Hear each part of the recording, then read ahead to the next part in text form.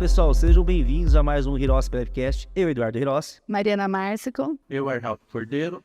E nós, da nossa colinha aqui, esse aqui são sugestões de temas do podcast.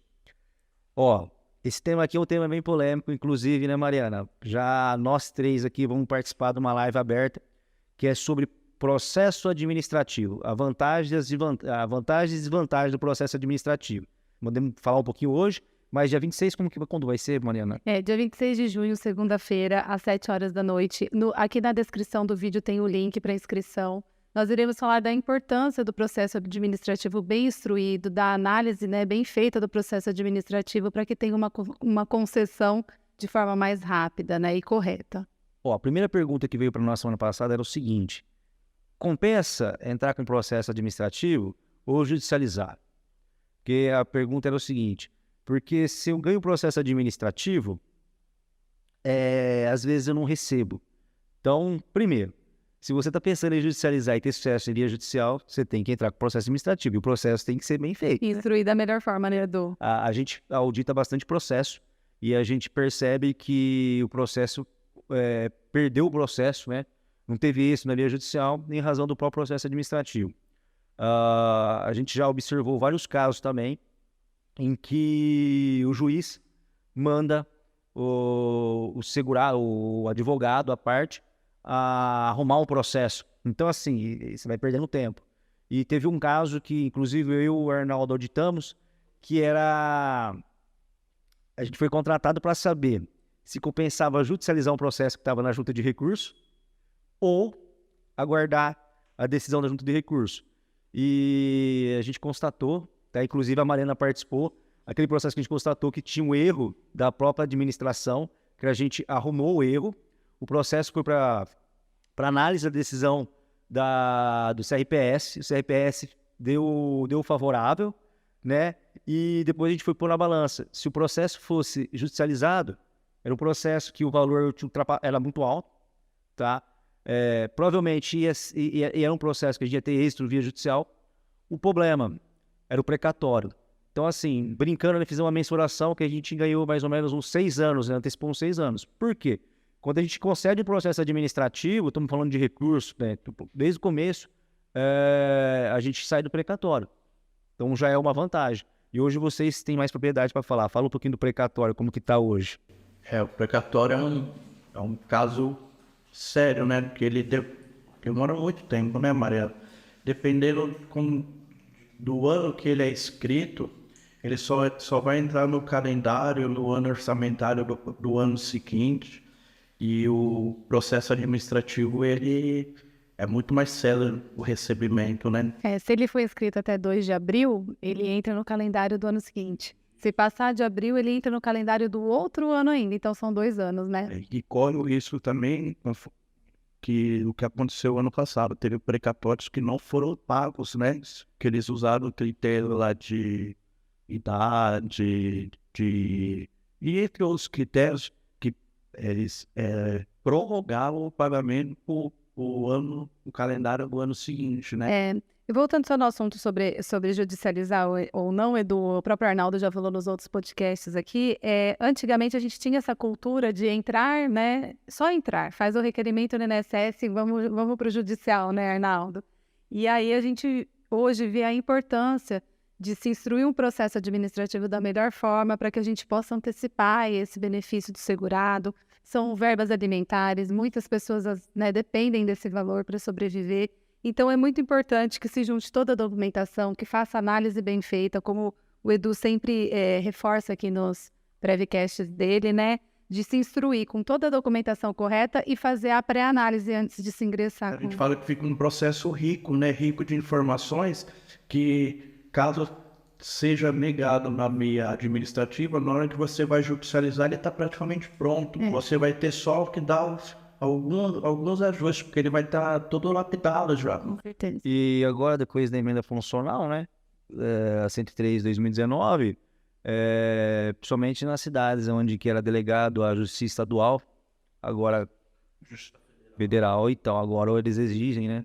Inclusive, exige até documentação correta. Às vezes o segurado, o advogado vai lá, coloca uma cópia de um processo É verdade. horrível, eles pedem para juntar novamente. Então, Não, e a gente tem visto bastante, né? A gente que faz os pareceres aí de processos de andamento, às vezes o colega ele junta documentos que já foram juntados no anterior, que já foi negado, PPPs que não tem nenhuma informação. Então é importante, né? teve um pedido que a gente viu que a gente auditou o processo em que foi juntado um PPP que não tinha informação de risco. Na própria petição, alegava que o segurado estava exposto conforme o PPP. Então, o próprio PPP dizia que não tinha informação nenhuma. Então, tipo assim, já estava dando, né, mostrando para a procuradoria que não tinha informação nenhuma. Então, ficou até fácil para poder recorrer. E também, né, do outro dia você mostrou nos suas redes sociais a rapidez da concessão de um benefício, né? E isso é importante também, sobretudo hoje que a gente tem muito o robô, né? A gente fala do robô do INSS. Então, quanto mais a gente deixar ajeitada a contribuição, o histórico previdenciário do segurado, o CNIS, ajustar os vínculos e remunerações faltantes, deixar tudo certinho. Quando faz o pedido administrativo e está tudo da forma correta, o processo é concedido mais rapidamente. Não, é absurdo. É porque antigamente, assim, eu falo assim, eu até brinco, eu falo assim, inclusive foi em razão disso que você deu acesso.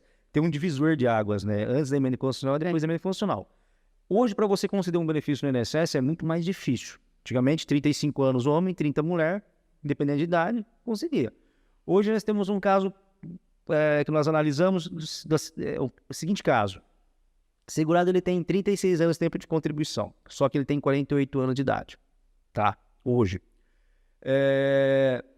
Esse segurado, ele não se aposenta, ele vai se aposentar em 2000, que eu fiz as contas lá, se eu não me engano, 2028.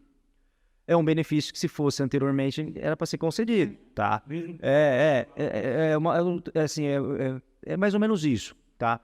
Então, assim, mas hoje você consegue prestar outros tipos de serviço, que a gente sempre fala, né, na parte administrativa. Você consegue já acertar o vínculo para ele, já pensando no futuro dele. Uma coisa interessante hoje que também vem muito é falar sobre recolhimento em atraso. Sim.